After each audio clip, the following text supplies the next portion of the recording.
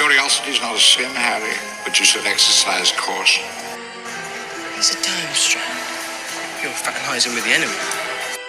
There's the Cruciatus curse. And we'll celebrate a boy who was kind and honest and brave and true, right to the very end. Hey everyone, welcome to Hogwarts, a podcast. Hey everyone, welcome to another episode of Hogwarts, a podcast. We're doing chapter 21, the House Elf Liberation Front, and who better to have on this episode than Molly? Hello everyone.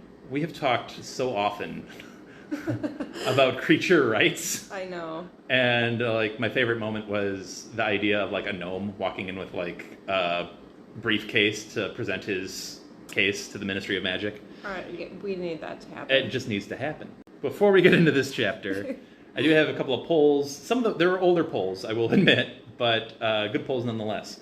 We had, Molly and I actually just talked about this in the last chapter for a little bit. Which unforgivable curse is the worst? And it came out to 15% for the Imperious Curse, 54% for the Cruciatus Curse, and 31% for the Killing Curse. All right. So what are your thoughts on that kind of breakdown for the poll? I think it's interesting because they're all terrible, right? Right. Yep. But my order would have been a little different. I would have gone Cruciatus as numero uno, bad amigo, and then number 2 would be Imperious, and then the Killing. Interesting. Okay. I'm very similar to you. I just flipped Cruciatus and Imperious.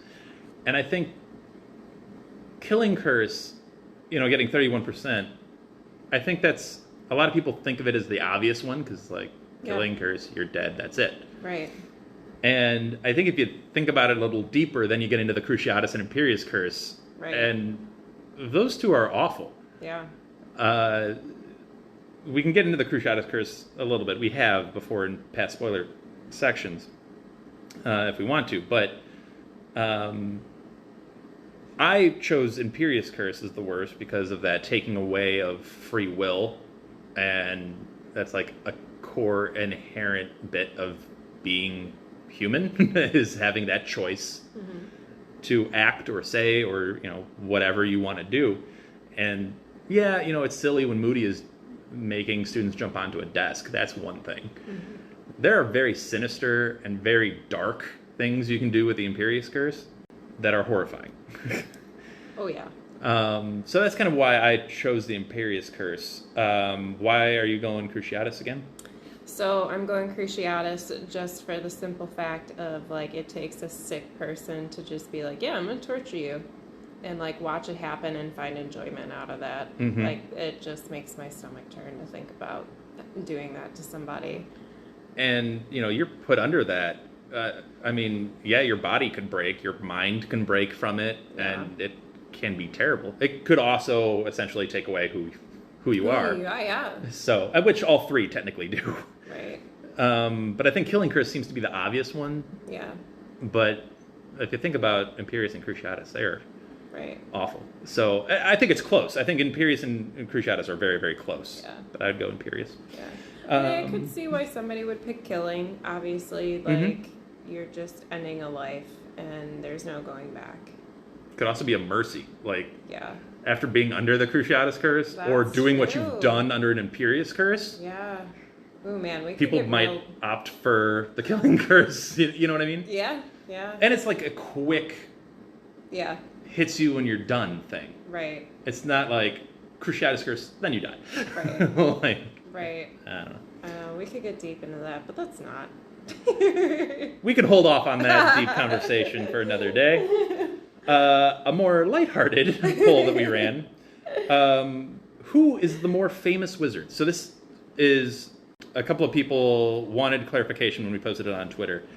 It's happening at the time of the champions being brought forth from the cup, from the Triwizard Cup, Goblet of Fire. So, at that moment in time, who is the more famous wizard? Victor Crumb or Harry Potter.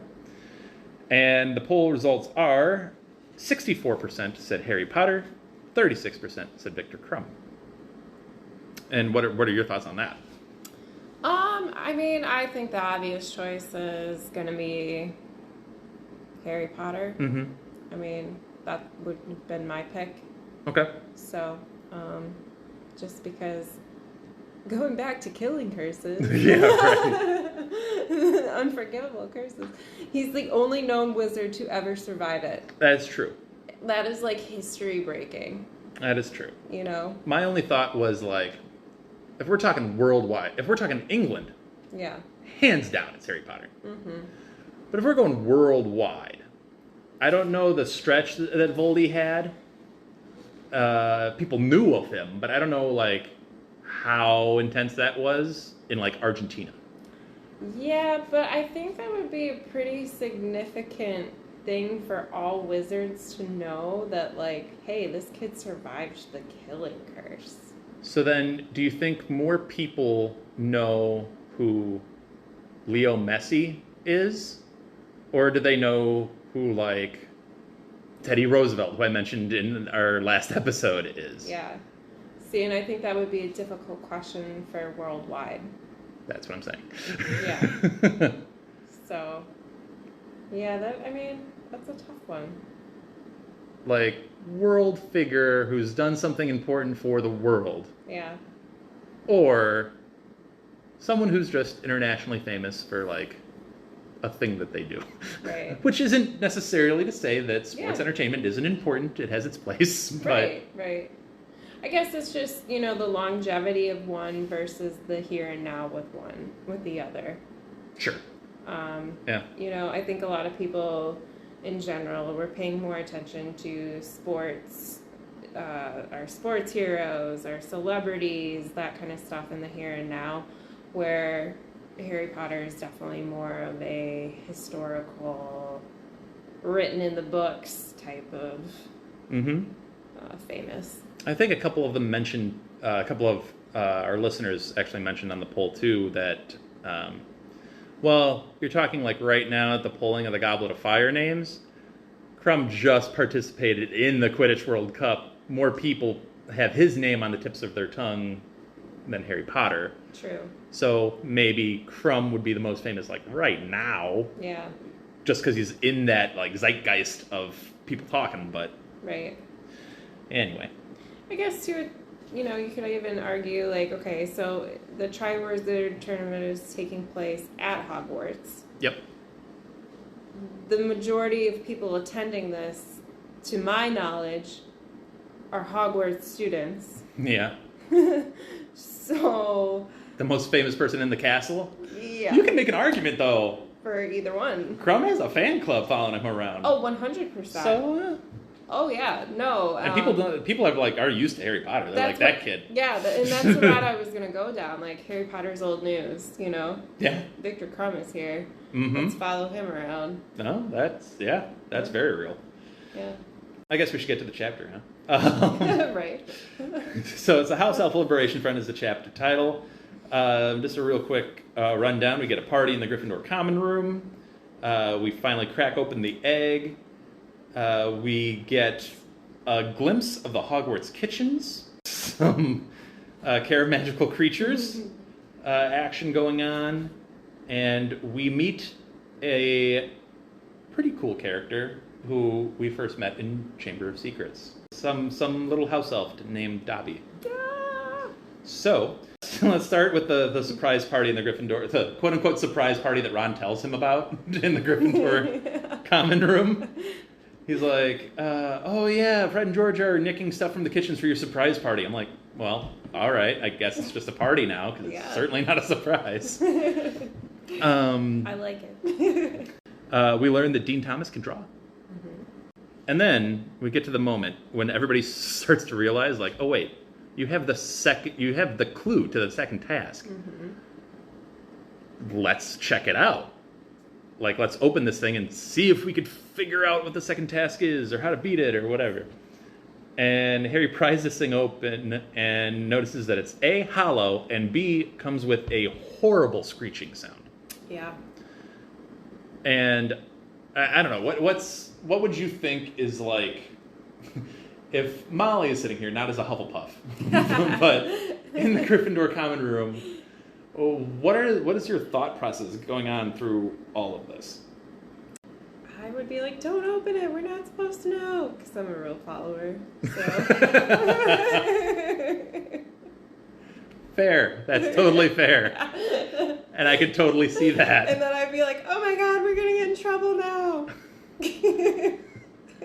You'd be like poking Hermione on the shoulder, like, can you stop this? Yeah. Hermione and I would probably be BFFs. Fair. I could totally see that.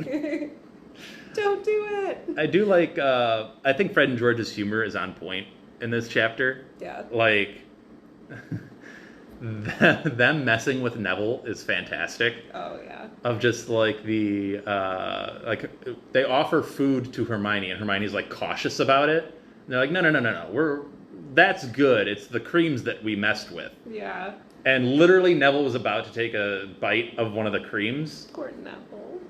And he like freaks out and Fred and George are like, no, we're just kidding. We didn't do anything to the creams. It's fine. So he eats the whatever it was. Canary something? That's what they called it. Fred and George, because there's like a debate, or there's like a hubbub around the egg being open. Mm-hmm. And then it's closed. And then people notice that Neville turned into a canary. Yeah. So how I imagine this first as he like transfigured into a small like canary-sized canary. Aww. Right.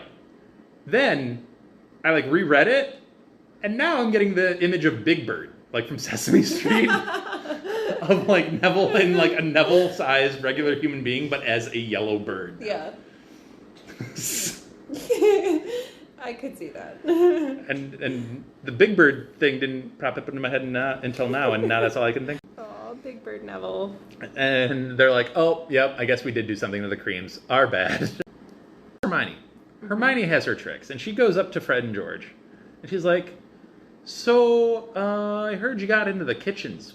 Where even is that? Mm-hmm. Which I'm surprised she doesn't know, based on Hogwarts of history. There's a mention. Ooh. So, I'm surprised she doesn't know that from Hogwarts, a history. But she doesn't, so they go into this, oh yeah, it's really easy to find. It's this hidden door behind a painting of a bowl, and you just gotta tickle a pear, and then it giggles. But wait, why? Why do you want to know this? And I loved that transition of the ridiculousness of what they're saying. Yeah. Transition into, wait a minute, why do you want to know? And they get very suspicious about her house elf rights campaign that she has been running around, trying to recruit everybody to, and not many have joined. I think it's only Harry, Ron, and Neville, if I'm mistaken. I think so. Yeah. I think it's just those three. But anyway, so that all closes up. Party's done. Harry goes to bed, and he puts the model of the horntail on his like nightstand or whatever, and I love that he got to keep that. I know. I love that part. It's the coolest souvenir ever, yeah? Oh, yeah. Absolutely. Where would you even put that? I would feel bad putting it in my trunk with all of my socks. Right. Well, will it fly away? Will the magic wear out and then it just becomes a static figure? Yeah. Could you rejuvenate that magic? Yeah. And make it move again? Because it's like... Because every now and then they'll mention that they still have, like, a Victor Crumb walking across a nightstand. Right. I'd imagine it gets less and less over time, right? I would imagine. So I don't know how that works. If it just becomes a static, regular toy that they can then reanimate, I don't know. I know. But why wouldn't you reanimate it? That'd be the coolest thing ever. I know. And I love how it, like, yawns. You're right. Mollie would just be, like, have a stack of these, like, models by your bed. Be my pets. If you got to bring Odin to Hogwarts. Yeah. And you got to watch if you got to watch your Hufflepuff guy, if you watched your Hufflepuff, Cedric, transform a rock into essentially your dog, and escape the dragon, with it, would you then go back to your dorm that night and like have this little model of a Swedish short snout and then just chase Odin with a little model, yes. Trying to bring that great Hufflepuff moment in history back to life? Also, Odin would be terrified of just the model. Yes, he would run away and bark at it. As soon as that thing puffs out of like a little thing of smoke, he'd be like, "What is this devil?" Yeah. Like, this devilry is not happening. He is the Fang in real life. Poor little Odin, but he's not little. No, he's not. He's a big lab. Which, like we said, I think that is the lab that Cedric envisioned as he's turning this rock into a lab. Yeah. I would have a hard time, like, if he, like, when he transfigured that rock and it, like, was Odin, I would, like, run out there and be like, "What are you doing? Save him!" That would be a testament to Cedric's magic, that it would be that convincing of a lab. That you would run out in the middle of a dragon enclosure to save the lab. We've been talking a lot of animals. Let's dig right into all of the animals. I would just like to mention that let's not sugarcoat this. The kids were getting buzzed off the smell of the single malt whiskey coming from the horse troughs. Yep. They were getting buzzed. Yep. They were feeling a little woozy. They're like, we have drunk children. Yeah. All right. I just want to point that out, that's a thing that exists in this book. Just pointing it out. In actual Care of Magic or Creatures news, the Scroots are now 6 feet long. Yes. And Jen and I essentially went through the staff and were like, we could probably fire half of the staff at Hogwarts. Like, with cause. Like, with cause, you could fire half the staff. Mm-hmm. Whenever you hear a teacher in a class say the words, "Don't panic now, don't panic," you're probably not having a good class period. Things have probably went sideways real quick. And it's totally on you. Like, these whole things are your idea. You have no idea how to control them. He thinks hibernation was the answer. That is clearly not the answer, because they hate being boxed up. As lovely as the boxes that he seems to have made for them seem to be, they are not about it. Yeah. They're lighting them on fire. They're smashing them. It's just a horrible, horrible thing. How about you? These Scroots are so ugly that they're cute. And I would still want one. And I would still want one. Oh, that's a take. Would you love the pincers? The stinger? Would you love the sucker? All of it. Where? You're like, I'm all about it. I'm all about these seemingly blind things that just rampage. That's all they're there for. I'll take them on a walk. She volunteers. Note that the Scroots did more damage to Harry than the Hungarian Horntail did. Multiple scratches and burns from the... That's right, we didn't even mention that they actually blast fire out of them. Yeah. So he's burned, he's scratched. The Horntail only got him once. But the Scroots are doing more damage. This seems like a problem. I'm just saying. It might be. But I love your take that you would still take a Scroot. Heck yeah. Would you love Hagrid's class as a Care of Magical Creatures teacher? Yes. You would just be all about it? I mean, would I like it to be a little bit more informative with a lot more variety? Probably. So that brings up a question. Do you think, we've talked about, like, what does Lupin do with 7 years as opposed to first years? What is Moody doing the same Unforgivable Curses thing with all levels? Is Hagrid just having blast-ended Scroots for all levels? That would be a sight. Like, is Cedric having to deal with a blast-ended Scroot? Or is he not even taking this class? I'm sure he's not even taking. Do you think Fleur is watching from the carriage? These like lobster scorpion-like things running around, being like, England is weird. What are these people doing? Yeah. Crumb just walks by, mildly interested, shrugs, and then goes off. Like, yeah, that's probably how that would work. Yeah. We do find out some interesting information from Haggard, though. It has nothing to do with actual Scroots or creatures. But he does note that as Rita Skeeter shows up to document this horrific scene, Haggard goes, "Didn't Dumbledore ban you from the grounds?" Yeah. And she, like, skirts by it and just, like, acts like that wasn't even a comment that was made. And I had made that comment during the weighing of the wands of, like, Albus has the power to banish Dementors from the grounds, and he can't get Rita Skeeter off of his property here. Yeah. What? Like, and now we find out that she has officially been banned. Doesn't stop her. She's a very sneaky woman. There's something going on. There's something going on with Rita that she was able to slip past Dumbledore's keen eye. But by the way, yeah. I never caught on to the gold teeth. Same, yeah, right? Until you guys brought it up. And then, like, I was like, I can't get this image of her with gold teeth. They mentioned it, like, glinting in the, like, when she smiled, it, like, glinted here. Yeah. Yeah. Yeah. So is it, like, her three, I don't think they mentioned which teeth it is, but is it, like, her, like, three front teeth that are, like, boom? I don't know. I want to say, like, that it's got to be one of the incisors, though. And then, like, did she just do that for austerity's sake? And, like, I'm going to look good with these three gold teeth. Or did, like, some person who she wrote an article about, like, decked her? Right. And, like, broke three teeth, and then that's what she went with? Like, what happened here? Right. I feel like there's a story. No pun intended with yeah.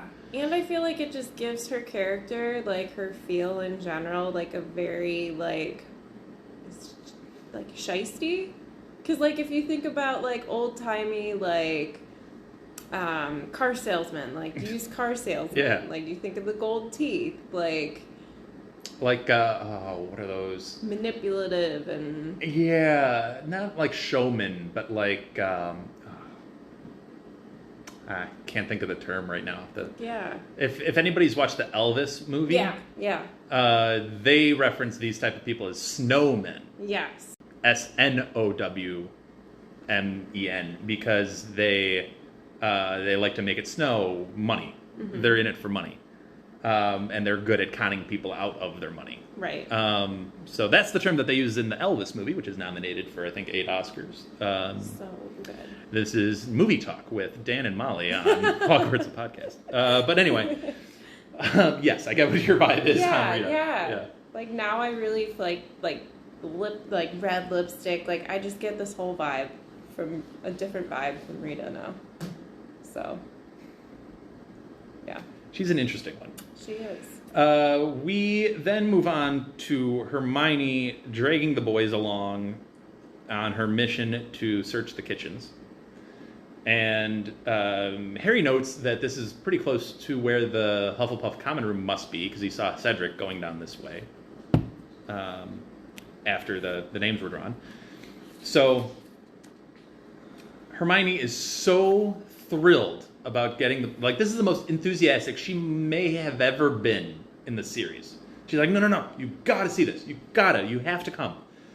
And they're like, and they figure out, like, wait a second.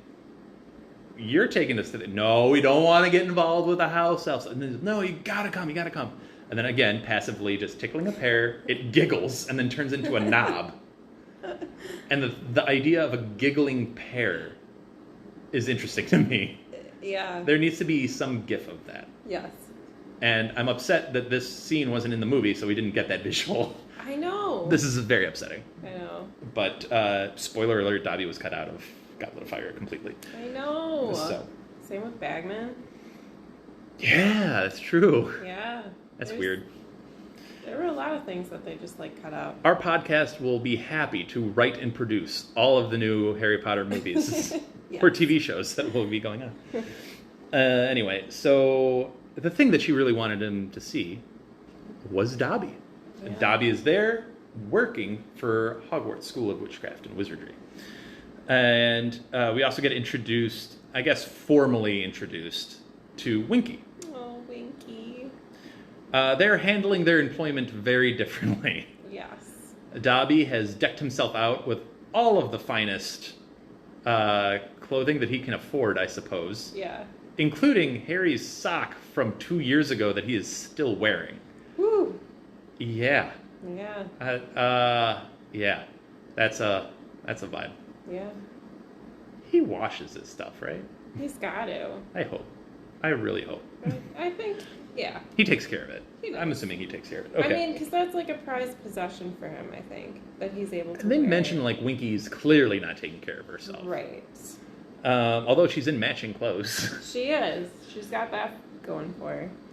But yeah, so they're both working in the kitchens. Dobby, very proud to discuss it. Winky is spending most of this time sobbing, and it gets more and more uncontrolled as Hermione tries to help. And Hermione is a very bright person. She is exceptional. The brightest witch of her age. Clearly, she could not take this hint. Not picking up on it. Like, way over her head. Yeah. She is not picking up on these emotional vibes here of, like, everything you're saying is making this worse. Right. Maybe you should stop. Or, like, get the hint that this is not a happy thing for her. Yeah. Despite how happy you think it might be for her. I will say this before we get into the specifics of the contract that they have. The uniform for the Hogwarts house elves are tea towels with Hogwarts logos, like the actual crest. Yeah. Interesting. Yeah. Now wait a second. Ooh. Now wait a second. Yeah. If it's a uniform and it has the Hogwarts crest on it, does that make the tea towel clothing? Yeah. That's a good point, Dan. Is Dumbledore that sneaky of a dude that he just freed all of these house elves without them knowing? Does that qualify as clothing? I think it does. Yeah. Now, maybe without the crest on it, Right. fine. Yeah. But why you gotta put a logo on it? Now you're, like, branded. You're Yeah. wearing branded clothes. Yeah. Did we just blow this whole thing up completely? I think we did. What? My brain is blown. I literally did not think of this as I wrote my, like, notes, but yeah. oh my gosh. Yeah. I think Dumbledore conned them all. I think he did. What do you guys think, listening? Does the Hogwarts crest on the tea towels make that clothing that would free them? I think it does. I think it does. Either way, I'm putting this up on a poll on Twitter and Instagram. Right. Interesting. Yeah. Do it. Wow. Okay. I'm interested now. Well, our minds are blown. Let's go on to this sweet contract that Dobby had procured himself. I love it. So, where has Dobby been in the last 2 years since Chamber of Secrets? He has traveled trying to find work all over England. And most people are like, no, the point of a house elf is we don't pay you. Yeah. So, no. And then when he discovered Winky, they're like, wow, where could 2 house elves work? Hogwarts. Hogwarts is enough for 2 house elves. So they're getting paid, Dobby is getting paid a galleon a week and 1 day off a month. Mm-hmm. And he is over the moon about it. He's happy. And a galleon a week is obviously not enough. But, you know, for his purchases, I suppose, he has lodging, he has food. Literally the only thing he's spending this on is like a random assortment of odd clothes. Yeah. So that's fine. Whatever, you do you. The 1 day off a month, though. Woof. That's hard. Do you think he has like a little mini Gringotts bank? Like, that he saves all of his little galleons in so he can buy his next, like, clothing purchase? I like it. I like that. It's like his own little piggy bank. Yeah, he's like saving up for his sweater. It could be like the Hogwarts warthog. Ooh, yeah. Like that could be the piggy bank, and he Yeah. just like puts his galleon like in. Aw. Yeah, I like that. I got good vibes thinking of this. Of a little Dobby Winky spin-off. And I just imagine him like, and maybe this is where she got this from. Mm-hmm. And I don't know that we've ever talked about this, but like the elves in the North Pole, Yeah. like how they're happy to work, Right. and they don't obviously get pay of any sort. Right. So I just imagine, like, I'm imagining Dobby or, like, an elf at the North Pole just, like, happily returning from work at the factory or whatever, and then, like, just putting in, like, in Dobby's case, a galleon, in their case, like, a candy cane, I don't know, whatever. Yeah. But, like, I got paid in gumdrops today. Here's my 5 gumdrops, whatever it happens to be. And then they get to purchase a toy. Right? That's what I'm saying. Like, I now purchased this toy truck that I made. Whatever. We're getting off track. So Yes. let's reel this back in. Let's get focused. We do find that Constant vigilance. constant vigilance on our conversation. Love that, by the way. Thank you. We do find out that Dumbledore had actually offered them 10 galleons a week and weekends off. Yeah. Which, that's a sweet deal. But they were like, no, that's too much time off. That's much too much. I'll get lazy. Yeah. And despite all of this, Hermione is just on it again and again and again with the, no, you deserve more, like, you deserve sick leave and whatever. And it's like, whatever. Yeah. Vacation time. Also, she doesn't get the hint that as Dobby is saying all of this, Winky is not only crying more, the other house elves are acting more and more disgusted and going further and further away from Dobby, and she is not picking up any of it. No. She's not getting it. But anyway. We're wrapping this up real quick. I just want to throw out the quote that this chapter ends with, because it is awesome. And it's Ron saying that Percy wouldn't recognize a joke if it danced naked in front of him wearing Dobby's tea cozy. I'm going to let that imagery soak in over our break, and we will be right back with spoilers. Kill the stag! All right, so we are back with the spoiler section of Chapter 21, the House Elf Liberation Front, and we'll stick with the theme of house elves here. And I was just thinking, like, while I was reading this, like, these house elves have worked, and the idea of them is not to be seen while they're doing their work. So they're cleaning the dorms, they're cleaning the houses, the classrooms, offices, wherever. And they're not supposed to be seen. What secrets do you think they can tell about Albus and about the castle itself? Yeah. Because they probably know the most. They probably know all. Because I think Dumbledore says at some point, like, no one really knows all of the secrets of Hogwarts. It's part of the, like, magic of the place. Even him, Tom Riddle, Harry, no one really knows the true magic of Hogwarts. Well, these elves traverse it all the time, secretly, quietly. They've been there for forever. Yeah. They probably know quite a bit about Hogwarts. Yeah.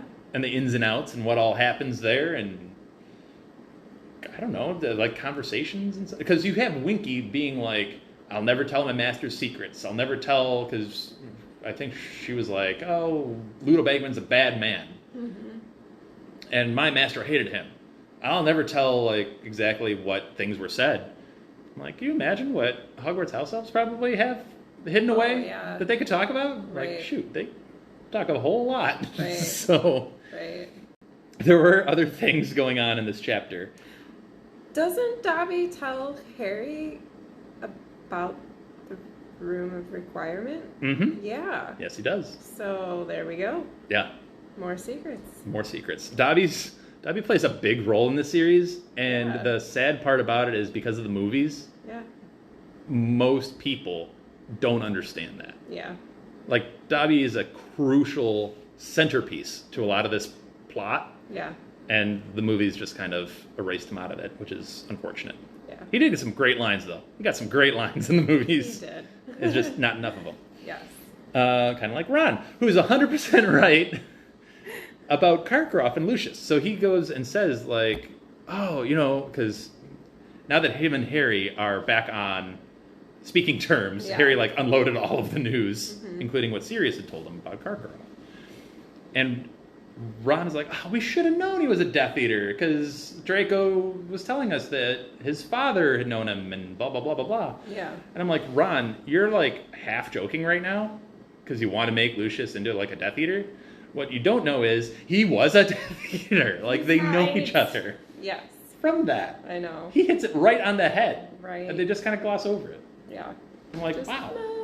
Ron is 100% right there. Yeah. And they're just like, meh, haha, that would be, yeah, whatever. Hilarious. But yeah.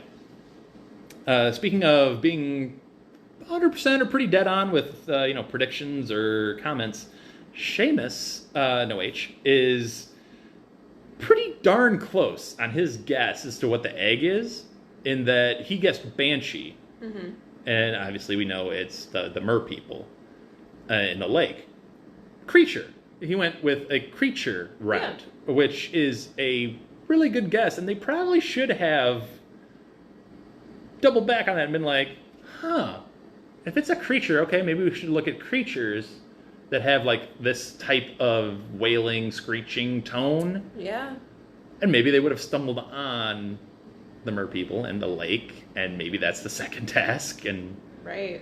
Or at least a creature, like, fighting a creature of some sort. Like, at least you're on a similar track. On a path, yeah. But good for Seamus for kind of being on the ball there for a little bit. Really good guess. Yeah. Speaking of being on the ball... Oh, dang! Here it comes. We do get some Trelawney references. Yes. And Harry going to her class, and he mentions that it's more enjoyable now that him and Ron are back to being on the same page, and, making fun of whatever she's doing. I feel like you definitely need a buddy like that in that class. 100%. Yes, you do. But Trelawney says that she was compelled to go to her crystal ball and peruse the offerings that the crystal ball can give her, and she came up with seeing death in the crystal ball. And she predicts Harry, which, I mean, come on, he's in the Triwizard Tournament. He just had to face a dragon. Right. He's gonna be in danger, with or without Trelawney's predictions here, the entire year. Yeah. So Harry had to buckle in for this, for the entire year. He knew this was coming. I'm throwing it out there. I'm just tossing it in the air. Mm-hmm. Let's say Trelawney did get a calling to go to her crystal ball. And let's say she actually went to it, and she did see omens of death popping up in the crystal ball. She's not wrong. No. Because Cedric does die. There is a death in this Triwizard Tournament. Yeah. Death is present in this year. She's not wrong. She misinterprets it, but that's a whole other thing. Right. If, again, assuming she did get this call to the ball, and she did see death in the crystal ball, right and wrong, both in the same thing. But if you have the right prediction, you just interpret it differently. Yeah. It still counts, right? Yeah. That counts. I think so. Let's give her credit, Dan. Thank you. Yeah. Thank you. Yeah. There are some other guests on this podcast that would not be giving me credit right now. No, but seriously, if she's not wrong and the death is swirling around Hogwarts, it ends up coming true. It's just not Harry. So, I don't know. Those were some of the notes that I had. Do you have anything specifically from this or other chapters that you wanted to get into from the spoilers? I mean, we all know that the Yule Ball is coming up. My biggest thing is I'm really hoping that Snape and Trelawney go together. Yes. Well, okay, so you and I have really made a thing out of the Snape-Trelawney weird coupling. Yes. What I think happens there is they know that their love cannot be public. Yeah. Because, students and gossip and the such, and we know how private both of them are. Right. So clearly they couldn't bring their love into the spotlight of the Yule Ball. Right. So what really has to happen is they are cordial to each other in the Yule Ball. Now, after the Yule Ball, oh man, that's when they have date night. All right. And you can imagine whatever a Snape-Trelawney date night might be. All of the jokes on Trelawney's room, clearly you'd want to have a date night in Trelawney's room versus Snape's room. Oh, I would I'm assume just saying. so. If you didn't have me on for the Yule Ball, I would have so many weird things to say. we will have to talk about all of the weird relationships that are happening, that are clearly happening at Hogwarts, that just aren't talked about very often. Yes. Yeah. Like, does McGonagall and Flitwick have a thing? We don't know. We don't know. Maybe they do. Yeah. We don't. Now I want to come up with a ship name for that. Yeah. Flagonagall. Done! McGonagall it is. McGonagall. Oh my gosh. I apologize. Mickwick. Mickwick. Love it. Love it. We have fun here. We have fun here at Hogwarts, a podcast. We do. Do you have anything else to talk about in the spoiler section? Or do you just really want to get that Snape, Trelawney, Yule Ball vibe going? It was just the Snape, Yule Ball, Trelawney vibe thing going. Fair enough. That was it. There was a lot going on in this chapter overall. Not as much as the first task, because I think the first task kind of overwhelms these 2 chapter spans. It's hard to come off that last one. Yeah, you're still thinking about like all the stuff from that. Like my mind is still wrapped up in like I would wanted to see what Crumb, and if we do a series or a movie, so help me, I am shooting Crumb, Fleur, and Cedric's attempts at the dragons. Yes. Like I'm fully filming that, and we're getting our full interpretation. Yeah. Anyway, you got our full interpretation of this chapter today. Please give us a like, a comment, or review wherever you're listening to this podcast. It means a lot, whether it's Anchor or Spotify or Good Pods or wherever you're happening to check us out. It would mean a lot to us. Please do leave a voice message on Anchor so you could pop up on one of these future podcasts and be part of the show. Yeah. Be like Mollie. Be part of the show. We'll wrap it up here for chapter 21. We are going to go into the Yule Ball of it all here soon. So stick with us for all of that. Bye. Thank you for listening to Hogwarts, a podcast. If you like what you've heard, please click the subscribe button on your preferred podcasting app and follow us on Twitter and Instagram at Hogwarts a Pod.